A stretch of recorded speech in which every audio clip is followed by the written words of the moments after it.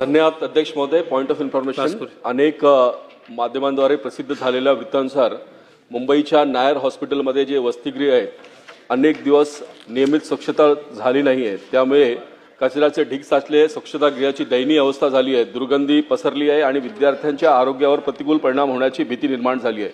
सुमारे 300हून अधिक विद्यार्थी या परिस्थितीत राहण्यास बाध्य झाले आहेत. स्थानिक अधिकारी डीन माला दीक्षित लक्ष घालत नाही म्हणून वर्तमानपत्रापर्यंत ही बातमी गेली. ही खेदजनक आहे.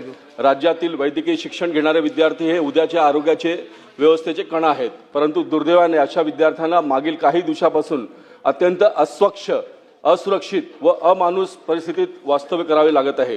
ही अत्यंत चिंताजनक आणि लज्जास्पद आहे.